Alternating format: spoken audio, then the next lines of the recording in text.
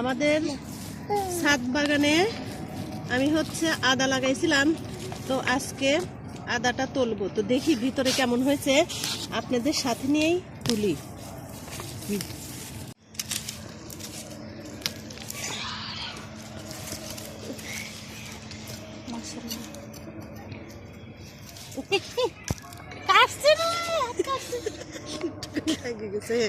দাঁড়াও,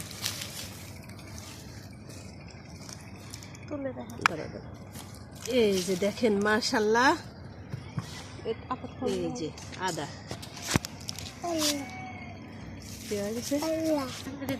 দাঁড়াও, এটা দিও না, না অল্প কাটছে, সুন্দর হয়েছে।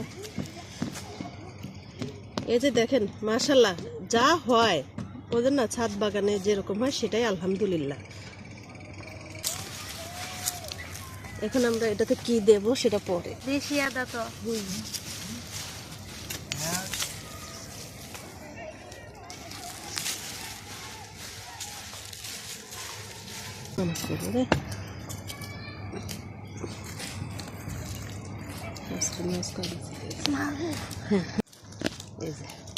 বড়টা তো গেল।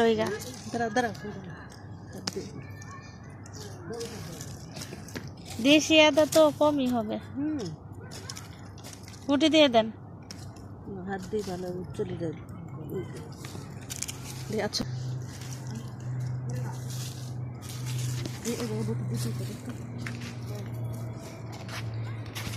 নুসরাত, ফায়াজ আসো, আদা তোলা দেখো।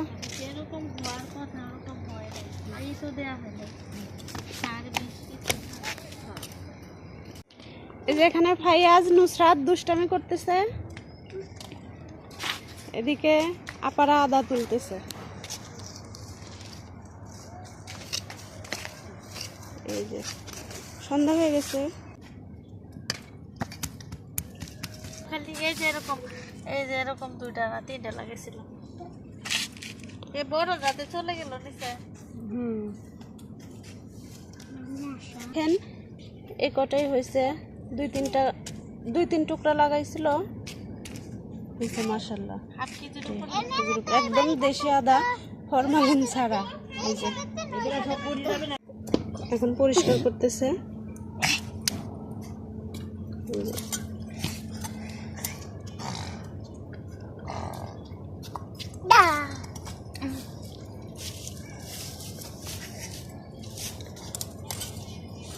ফায়াজ, বাবা, এই যে ফায়াজ বসে অনেক খুশি, অনেক মশা করলেন, মশা খেয়ে শেষ করলো। ঢালে না রাখো।